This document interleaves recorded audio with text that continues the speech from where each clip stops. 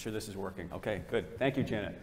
Thank you all for coming here today. Janet and the EC, I want to thank you for giving me this opportunity. I learned this about 36 hours ago. Those of you who are expecting Dr. Willoughby, hopefully you're not too disappointed, although personally I think I make a pretty good body double for him. Those of you who don't know Dr. Willoughby, I think one of his arms could fit into my whole suit, so I'll try to fill his shoes as best I can. I just want, before I start, I want to say how humbling an experience this is, to share the stage with Stu, Eric, Nancy. I don't know how many times I've had my students read your papers. For those of you who don't know, Dr. Rodriguez was my doctoral dissertation advisor at UConn, and this is very special to be sharing the stage with her, so that's very special for me. All right, what I've prepared today, so where chocolate milk has brought me. I don't want to make it sound like I've been a professional for many years, but this is, I think, my 8th year as a professional. And I think when I was asked to do this, at first, when Janet first asked me, I said, yes, absolutely, I'll do it. Hung up the phone, I said, okay, what am I going to do now? And I think it's kind of a good point in my career to kind of look at what I have done and what my students have done as far as research, and is very appropriate because my research kind of aligns with what the topic of this meeting is. So I thought that would be a really good topic for this today.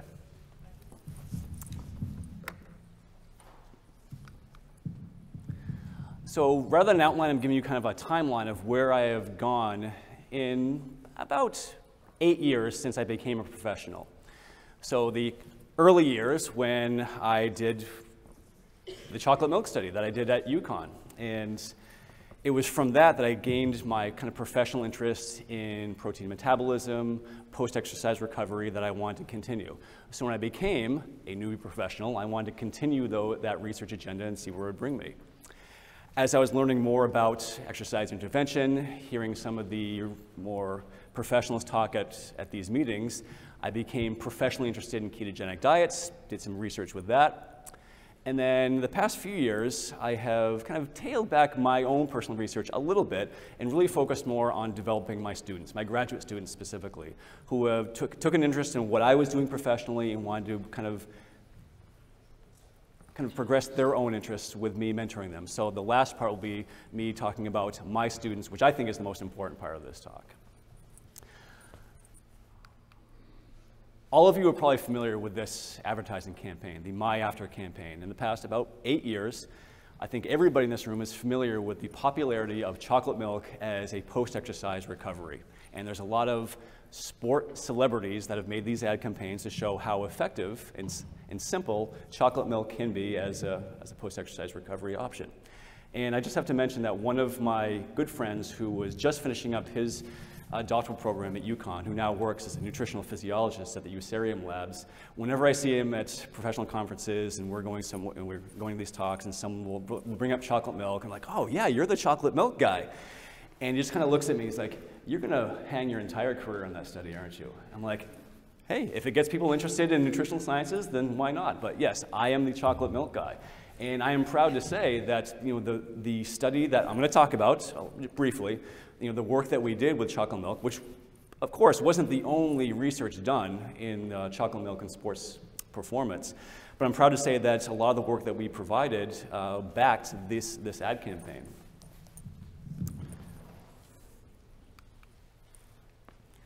So some of you might have read this article, and this was published in NSCA going on about 6 years ago now, and this was, I think, was really the most comprehensive study using chocolate milk as a post-exercise recovery option, nutrition option, with sport performance.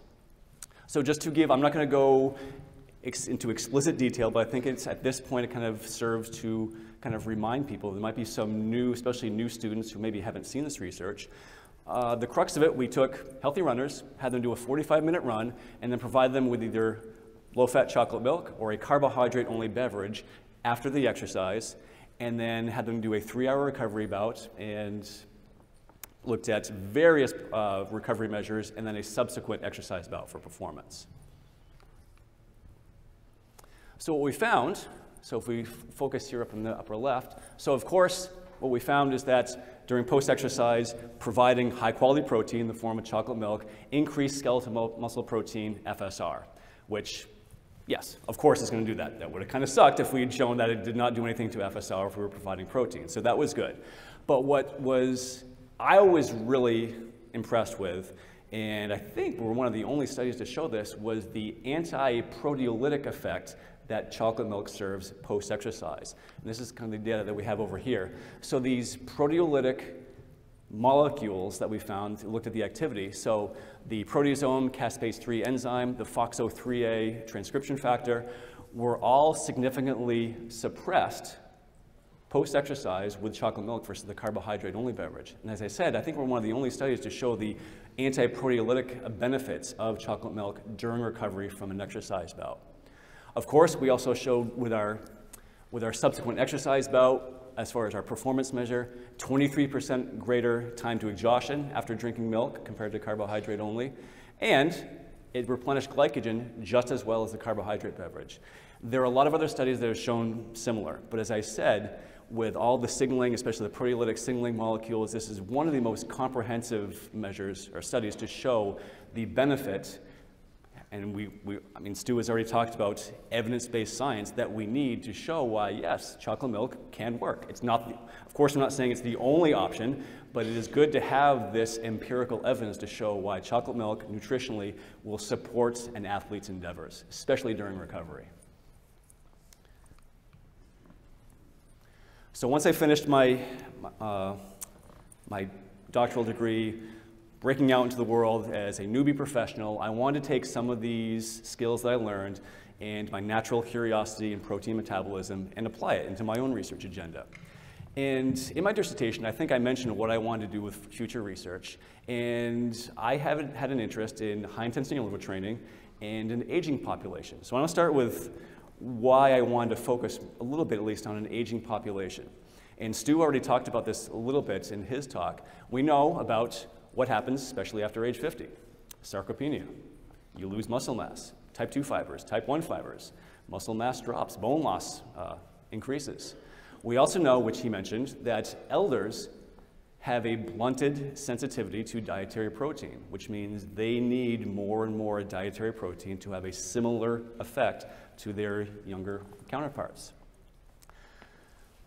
But we know now that the world population is getting older. These elders are now exercising more. I have some recent data from the UK showing that by 2035, almost a quarter of the population will be over the age of 60.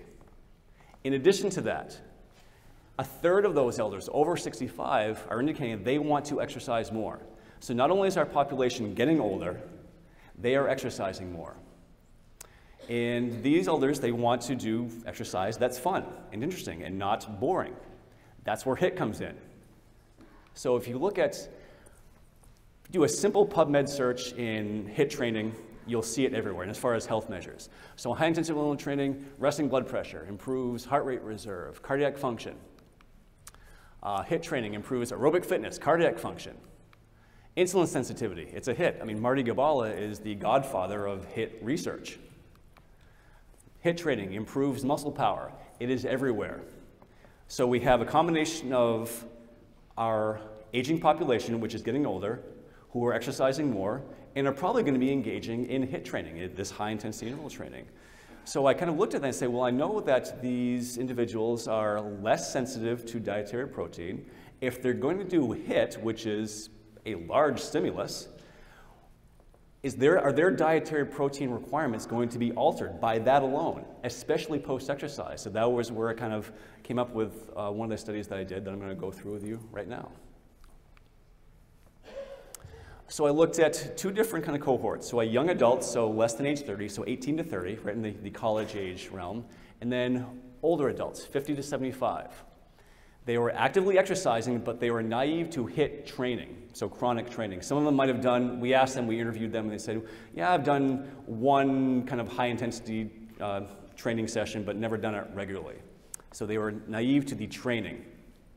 So what I prescribed, which has been done, I think Marty Gabala has done this a lot and other HIIT researchers, so I had them do 6 sessions of 10 by 1 minute at 90% peak power, and this is done over 2 weeks. So every couple of days they were doing one of these HIIT sessions. Post-exercise, they were all drinking pretty much immediately after the exercise session. They were drinking 16 ounces of low-fat chocolate milk. So they were all receiving a high-quality protein source immediately after the exercise to support recovery. So what I was measuring were broad measures of protein metabolism, nitrogen balance, urinary creatinine, following the HIIT sessions. So just to give you kind of like a schematic of how I was, the timeline of how I did this. So the days before, that was like baseline testing. I did a baseline 24-hour urine collection to look at their kind of habitual nitrogen balance to see if they actually were in nitrogen balance. And then on the first day, so day 0, the first day of HIIT training, I had them do another, so starting right after the exercise bout, after the training session, had them start another 24-hour urine collection to see if that initial HIIT training session was going to maybe negatively impact their protein turnover, so maybe they would be in a negative nitrogen balance. So then every couple of days, they would do another HIIT session. And remember, after every session, they would receive the chocolate milk to support their post-exercise recovery. On the final session, I repeated what I did in the first day. Started a 24-hour urine collection to measure nitrogen balance. And these were all on cycle ergometers where I could measure the power output accurately. So again, 6 sessions over 2 weeks. So what I found as far as urinary creatinine, nothing too bad. It's always good to look at kidney function, especially when you're starting a good or a very potent exercise stimulus, especially for an aging population. No difference between younger and older adults, and nothing to indicate that there was anything wrong going on. As far as nitrogen balance, for the older adults, no problems. What I actually saw for a couple of these individuals, actually getting them into the study, I actually brought them into positive nitrogen balance. So for a couple of individuals, this was good. It probably wasn't the HIIT training itself, but it was probably the provision of the chocolate milk. Talking to these people and looking at their dietary food logs, they didn't eat a lot of protein. So actually doing this study and having just the chocolate milk itself actually boosted their nitrogen balance into the positive. But what was important to notice is that none of the older adults experienced any deleterious effects from the HIIT training. They all still remained in positive nitrogen balance as long as they received the chocolate milk after the exercise. This is a high quality form of protein.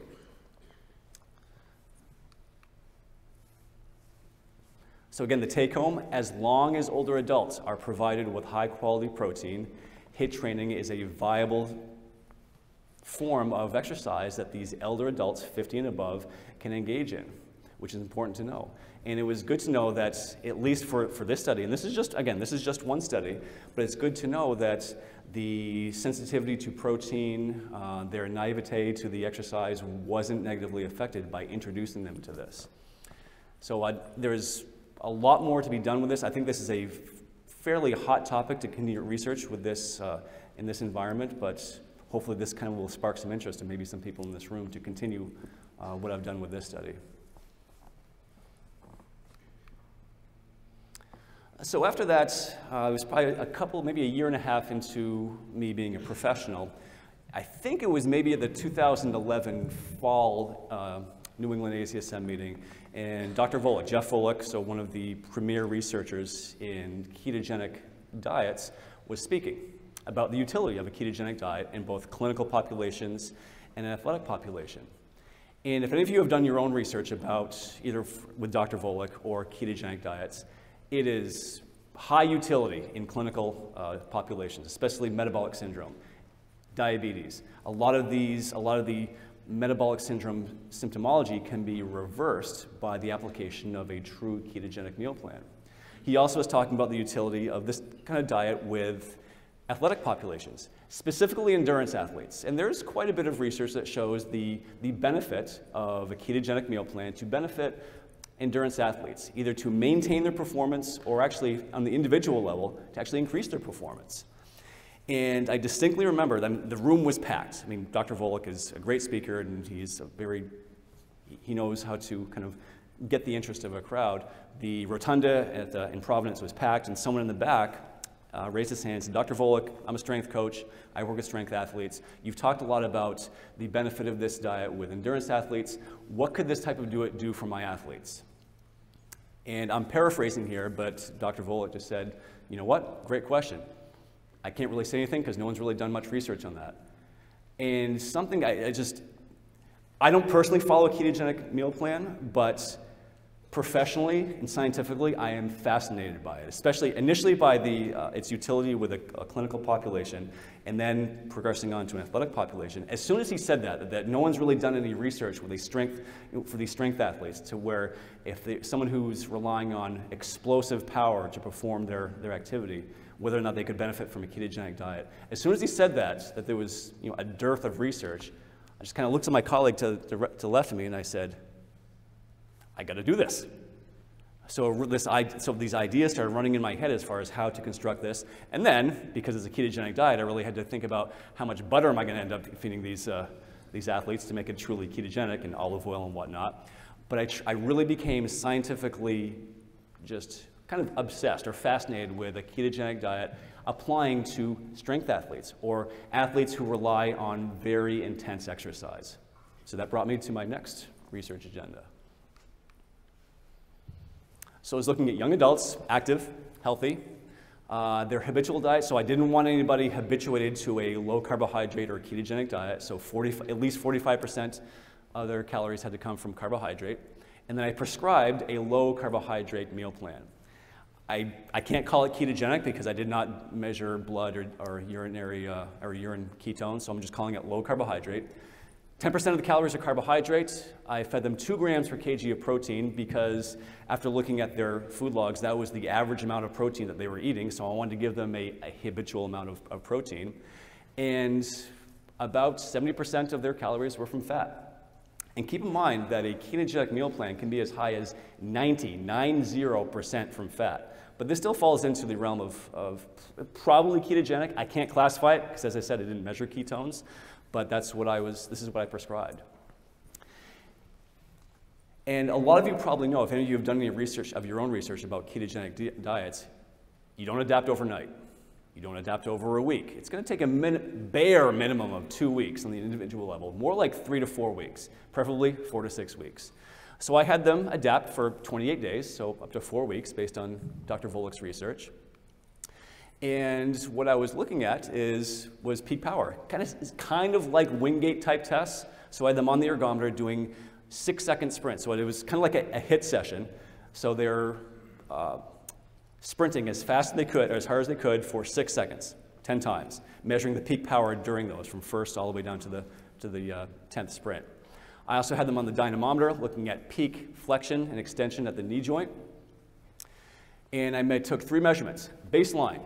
So before they started the diet and their habitual carbohydrate-favored meal plan, at midpoint, when they were probably still suffering and adapting to this, and final, when technically they probably were adapting to the meal plan.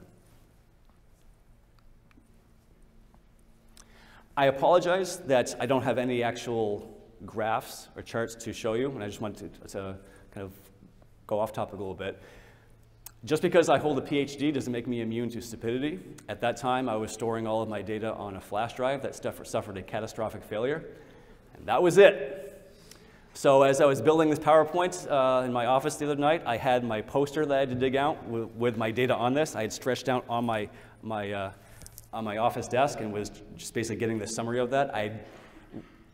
For a split second, I had considered taking a picture of my poster and showing that, and I said, no, that's not going to be professional.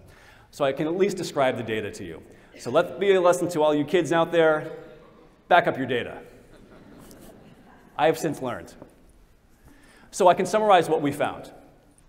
So from baseline to 28-day adaptation, no change in body composition or body mass, no change in peak power or minimum power during those 6-second sprints, no change in power at knee flexion or knee extension. So you may look at that and like, well, there was no difference, so that's a failure.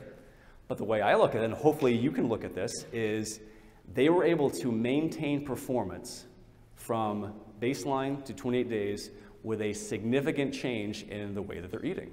Going from at least 50% carbohydrates all the way down to 10%, they didn't lose weight, they maintained their power output, and they maintained their knee power during the dynamometry.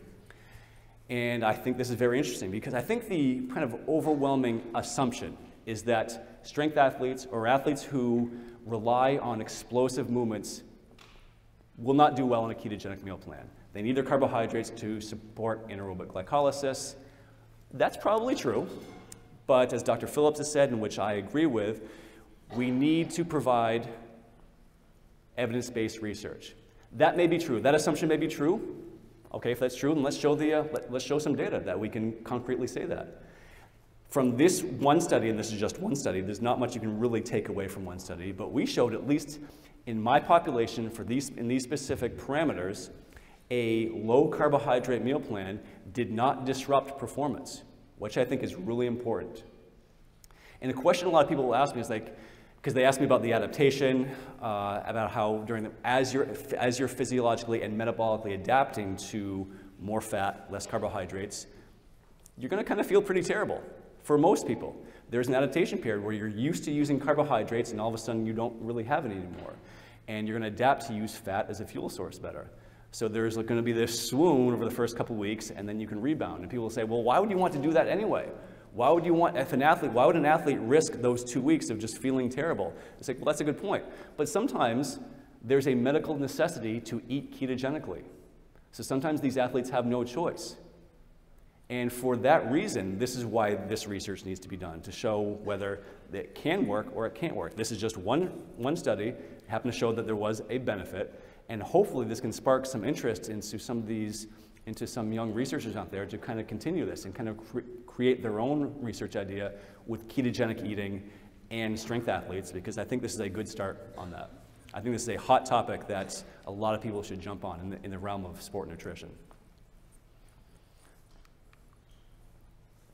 All right, the rest of the talk I think is the more important talk that I want to talk about is my role as a mentor to my graduate students, especially who are conducting research. And there's 3 that I'm going to outline today. Actually, 2 of them are in the audience today. But there's 3 students of mine that have conducted research within sport nutrition that I think are going places. And they were excellent ideas that need to be, the results need to be disseminated. So the first one, I had a graduate student who kind of saw my interest in low carbohydrate feeding with sport nutrition and wanted to apply that to post-exercise recovery. So she looked at what the current post-exercise nutrition recommendations are generally. And the first 3 make sense. Hydrate, you've got to hydrate. High quality protein, Dr. Phillips spoke a lot of that. I really don't need to say the importance of that anymore. Electrolytes, yes, of course. And then carbohydrate. General recommendation post-exercise for glycogen replenishment for that first meal is roughly 1 gram of carbohydrate per kilogram body mass. If someone is eating ketogenically, this does not favor them. So the question is, we have these well-established guidelines for someone who eats a carbohydrate-favored meal plan, but what about someone who doesn't? Where are their recommendations? There aren't any. So that was the research question. If we have an athlete who's eating keto and they're going to do this hard workout and they know they need to have post-exercise nutrition, what are their recommendations? There really aren't any because they're heavily carbohydrate focused. So what she did is she had college-aged, healthy men and women. Again, habitual diet was not ketogenic, eating at least 45% of their kcals from carbohydrate, and had them adapt to a low carbohydrate, eucaloric. It was eucaloric. We wanted to try to maintain body mass. So we wanted them to adapt to a low carbohydrate meal plan over 21 days. And that was 40 grams of carbohydrate per day, which falls into, there still is no set concrete amount of carbohydrates to establish ketogenesis. It's typically anywhere from 15 to 40 to 50, so it's within that range. Appropriate amount of protein, 1.5 grams protein per kg, and roughly on a mean value was 75% fat. So likely ketogenic. The intervention she had was she had them do an initial exercise bout, which is fairly challenging. So anywhere from 1 hour on a cycloergometer from 65 to 75% VO2 max, switching every 10 minutes. So at the end of the 60 minutes, they had known they'd exercised fairly intensely. Then a 3-hour passive recovery after that. At the beginning of recovery, she provided post-exercise nutrition, and I'll get into what that was in the next slide. After the 3-hour recovery, had them do a subsequent exercise bout, a 15-minute time trial on the bike, measuring their total work, power output, metabolics, and whatnot. So this is the post-exercise nutrition options that she provided. So there are 3 of these. So each person had to do 3 trials separated by about 4 or 5 days. So we start over here at the right, was kind of like our control beverage. If you notice, everything was controlled, but was kind of normalized to protein. They all got the same, every beverage had the same amount of protein. So 25 grams of whey protein. And the control, so the Kool-Aid was not the sugary Kool-Aid. It was a non-caloric Kool-Aid sweetener, just a flavoring for the beverage. So basically just protein, a typical carbohydrate protein containing post-exercise option. So whey protein, glucose, flavoring, and then something we just kind of came up with, a ketogenic option.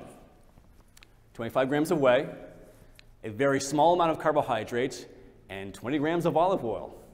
And you had to shake that up pretty well, because otherwise you're going to have this layer of olive oil on the top that you're going to have to suck down at once. But it worked. The Kool-Aid kind of masked it pretty well, so no one really complained. It actually worked out pretty well. Not as bad as it sounds. It was not as bad as we were going. I remember when we were talking about this, we're like, are they even going to want this? Are they going to throw up after they drink this? So we did some testing. It actually worked out pretty well. So again, not as bad as it sounds. So they would drink. So after actually, I'll go into the timeline here. So the first several days were baseline testing. They would do familiarization to the time trial, food logs, VO2 max. Day 0, that's when they just began the low carbohydrate meal plan. In the first 21 days, that's all they were doing, just habituating to it, adapting. On day 21 was the first performance testing. So they did that initial exercise bout, the hour on the bike, and then immediately afterwards, they would have one of those beverages. At the end of the 3-hour recovery, they would then do the time trial, and then 4 days later, do it all over again. The only difference would be the post-exercise nutrition. And then 4 days later, do it the 3rd and final time with the final post-exercise nutrition. And just compare the results, see if there was any benefit or decrement one way or the other based on the nutrition option that we gave them.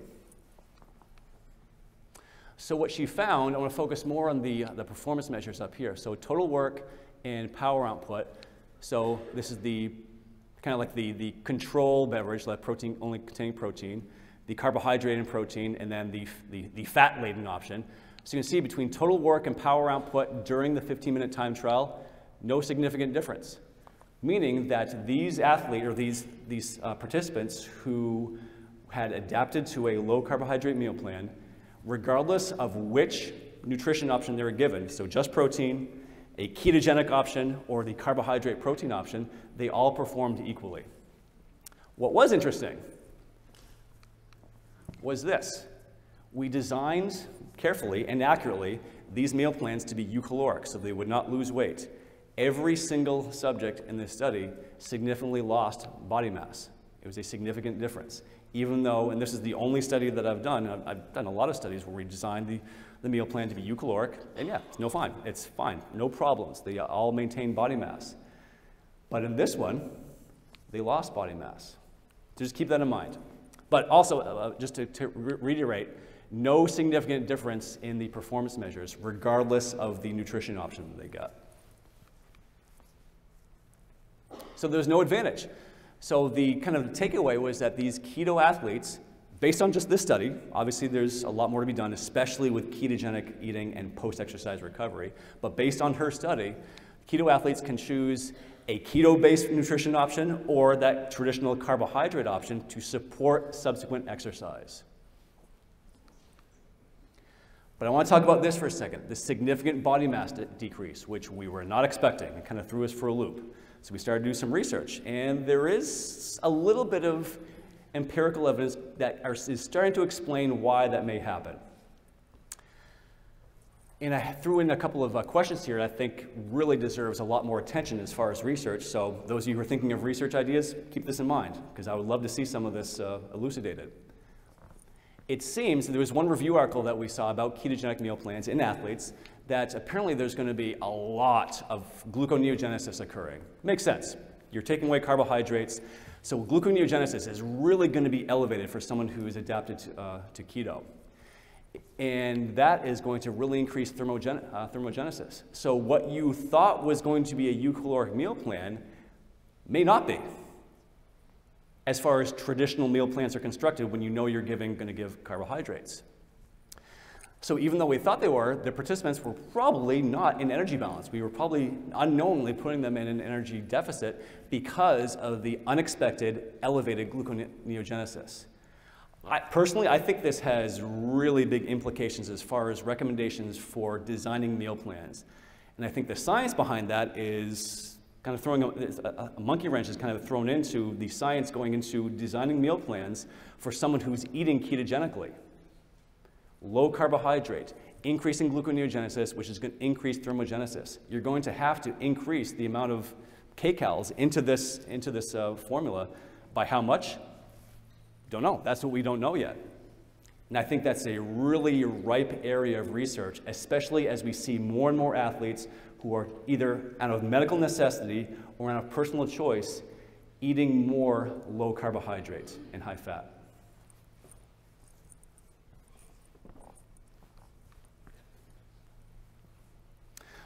Move on to one of my other graduate students who was interested in protein metabolism and caffeine supplementation, specifically for strength athletes. So I know this is a joint ACSM NSCA conference, so this may be of particular interest for those of you who are NSCA members and wanted to see a lot of strength athlete research. So what he did his background research as far as athletes and caffeine and stimulants intake, and found that 86% of college-age athletes consume some sort of stimulant supplement in the form of caffeine or taurine. And the average American consumes almost 200 milligrams of caffeine per day. No surprise. I think to anyone in this room, that's not a surprise.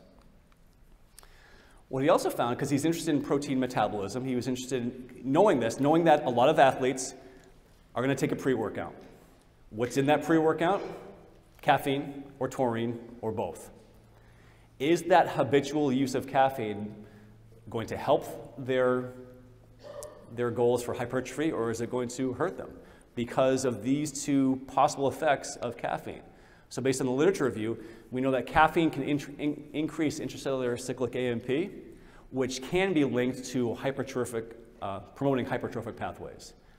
But at the same time, caffeine is also linked to autophagy and skeletal muscle protein breakdown. So the question he had was, for these strength athletes, can we elucidate which one of these is going on? Is habitual supplementation of caffeine going to help the athlete as far as promoting hypertrophy, or is it going to hurt the strength athlete by promoting more of these autophagic and breakdown pathways? And it was a great idea. So he used men only, habitually strength training, randomized them into either a caffeine supplementation group or a placebo, where they just received empty gelatin caplets. They were receiving as far as the ergogenic benefit, a fairly high dose, but still a safe dose of caffeine, almost 8 milligrams of caffeine per kilogram per day, and had them supplement for 8 weeks, during which they were doing programmed strength training. So the measures were urinary creatinine, urinary 3-methylhistidine, which can be a broad measure of protein breakdown, especially at the contractile units, and then the 3-methylhistidine to creatinine ratio, which I'll talk about, can be an important measure of protein retention. So the timing of these measures were baseline before they started, halfway through the training progression, and then at the end, at 8 weeks. So what he found, which I think was very important, was at 8 weeks in the caffeine group compared to the placebo group had significantly less urinary 3-methylhistidine to creatinine ratio in the caffeine group versus the placebo group. And those of you that aren't really familiar with 3-MH or creatinine or this ratio, I didn't know a whole lot about it until I started reading the papers that my student had already found. So this measure, this ratio has started to be a biomarker for less skeletal muscle protein breakdown per unit muscle mass. If this ratio is less, if it decreases for whatever reason, that can indicate more or favor more hypertrophy. So from this, again, this is just one study, but I think this is, it's just one measure, this is just one measure I'm talking about, but I think this has great import. Because of those two possible pathways that I showed that caffeine can affect, either hypertrophic or autophagic, at least in this particular study with this population that he sampled from, caffeine's effect may favor hypertrophic properties. So I think this is important for any athletes, and again, it's not a surprise that strength athletes are going to use a stimulant before exercise, and they're going to use a stimulant habitually. Maybe and obviously people are using that and they experience strength gains. But maybe some of you are thinking like, I know I'm addicted to caffeine, I like to use it before I work out. Is caffeine, I know I'm getting gains, but could it be improved if I wasn't using it, or is caffeine helping me? I think these data show that this is promising for athletes who can kind of like be more comfortable with their caffeine use, because we have shown that it can promote more of the hypertrophic pathway, which is very important for a strength athlete. Because let's face it, most strength athletes probably are going to use some sort of stimulant, likely caffeine.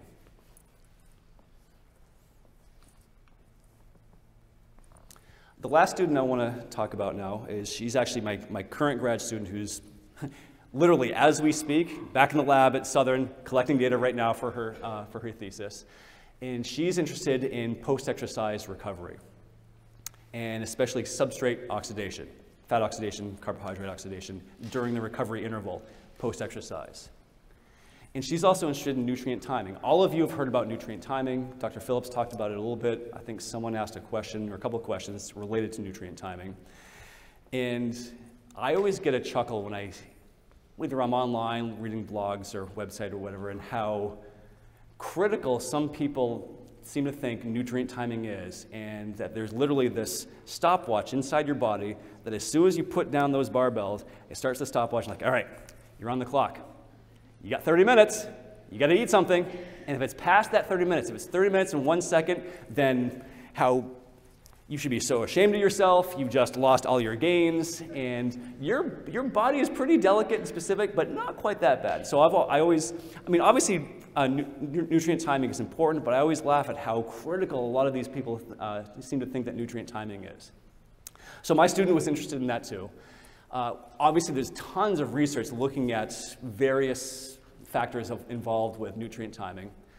Performance measures, glycogen resynthesis, obviously muscle protein metabolism.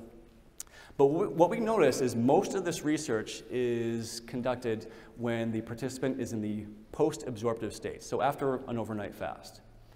And she was interested, she said, you know, a lot of people, I realize that some people will actually work out practically after they fast, but some people are going to work out in the afternoon shortly after they've had a meal. Maybe 1 to 3 or 4 hours after they've had a meal, so in the postprandial state. So that was her question. Is nutrient timing that important or that crucial in a postprandial state versus post-absorptive? Will post-exercise substrate oxidation really be impacted heavily if you provide that nutrition right away after the exercise bout, or if it's delayed, or not provided at all in that postprandial state? Would that meal that you've eaten a couple hours before, is that going to be enough after, even though you've had this large metabolic stimulus of the exercise bout, if you've just eaten a couple hours before, will that be enough? And that was her research question. That's what she's wants to find out now, because a lot of people will use this exercise bout and will intentionally not eat something immediately afterwards because they want to lose weight. They know they're going to be catabolic and they want to lose weight. How much protein are they going to lose? How much fat are they going to lose? Yes, you're going to promote that catabolism, but if you're going to be losing fat, how much muscle mass are you also going to be losing? So I think this is a really good question to answer because it's more practical. Because as I said, a lot of people who are going to be exercising in a postprandial state after they've eaten just a few hours ago and not after like an 8 to 12 hour fast. So this is what she's currently doing now. So she's using resistance-trained men, college age, and she's having them do 3 interventions separated by 1 week. So they'll do a circuit strength training session, generally emphasizing hypertrophy. So 3 sets of as many reps as they can do at a predetermined 12 RM. So generally promoting hypertrophy. She has them do a 3-hour passive recovery afterwards. At the beginning of recovery, there's going to be 3 separate post-exercise interventions. These are all separated by 1 week. Immediate consumption of a typical carbohydrate to protein mixture, so this would be dextrose and whey protein. The same composition, but delayed by 2 hours. So we're breaking the cardinal rule of nutrient timing by getting it in, by having them consume it after that magical 30-minute window. Remember, this is post-prandial. They've already eaten a meal only like a few hours before that. So we're going to see if delaying post-exercise nutrition by 2 hours is going to really negatively impact some measures of carbohydrate oxidation, fat oxidation, protein turnover in the form of nitrogen balance, or they're going to immediately consume a placebo that has nothing and measure the same thing. So right after the exercise bout, they consume the beverage if it's going to be either immediately or 2 hours afterwards, and then for 3 hours, at about 10-minute intervals, they are just going to be sitting, collecting metabolic data to measure carbohydrate oxidation, fat oxidation during the 3 hours, and then comparing each post-exercise nutrition option to see if there's going to be a difference. Simple design, but I think it's going to answer a lot of important practical questions. And that's what I like about all these. I encourage my students to think of a research idea that is going to have practical import, that a consumer, either a practitioner or an athlete or someone who wants to exercise, is interested in nutrition, can really apply to themselves. So as I said, she's going to be measuring post-exercise recovery substrate oxidation in the form of fat and carbohydrate, doing actually not 24-hour, but a brief 3-hour nitrogen balance. So urine collection during the 3 hours of exercise, or of recovery, and also looking at if this delayed provision of nutrients is going to affect cortisol. Knowing that cortisol is going to be cyclic during the day anyway, is cortisol, especially for the no provision of nutrients or the delayed provision of nutrients, is that going to really alter the cyclic nature of cortisol during that time frame also, I think would be interesting. Results, I have nothing to show you because she's in the middle of data collection. And as I said, as we speak right now, she is collecting the data, so hopefully by this time next year, maybe we'll have something to talk about. But it's a very well-designed research project, I think, that is going to have some important results to disseminate. So I'm very excited to see this one particularly. Before I end, I just wanted to kind of recognize again these students who have produced, my students who have produced this research. So Ali DeRozier, who is actually in the audience now, she actually spent a couple of years as a research associate at the Usarium Labs in Natick, and she is now actually on our staff as an adjunct professor. James Gerosa, also in the audience, he actually drove me here today, so I had to recognize him for that point, so he was my chauffeur today. So he was the one. So Ali was the one who did the post-exercise low-carb ketogenic feeding to the athletes with the biking. James did the caffeine supplementation study, and James just accepted a job offer as a research assistant at Wake Forest. So our students go places. So I'm going to do a little plug for our graduate program. If any students out here are looking for a master's program and you're interested in nutrition intervention, come see me. Our students have done great things after they leave our program. And this is Laura. So she's my current student who's doing the post-exercise nutrient timing study, and she is literally in the lab right now testing one of her participants. Let me see what I'm doing on time here. Oh, not pretty good. Before I leave, I just want to say that a lot of what I talked about, there are a lot of young people, a lot of students who maybe have a research agenda of their own, either as a master's degree student or potential doctoral student, and you're thinking about what you would like to do for your research. I think post-exercise nutrition is ripe for research. And I think Dr. Phillips kind of alluded on that earlier. There is a lot that we don't know, whether it's regarding supplementation or protein metabolism, different types of protein metabolism. Ketogenic meal plans, I think, is a huge area, and we don't know about it. I mean, based on the study that Ali did, where we saw that this eucaloric meal plan that ended up being not eucaloric, and people who are individuals who need to eat ketogenically need to design a meal plan. I think the design of the meal plan is completely different than a carbohydrate-focused meal plan. And that is where I think, personally, I think we really need to elucidate that much better. And athletes who are ketogenic, they need recommendations. I mean, ACSM has had recommendations favoring carbohydrate for athletes for years, which is great, and there's nothing wrong with that. But if we have more and more athletes who are going to be eating ketogenically, what are they to do? They need those recommendations. And honestly, I think within 5 years or so, I think there'll be one of ACSM's position stands showing the recommendations for a ketogenic athlete. Thank you.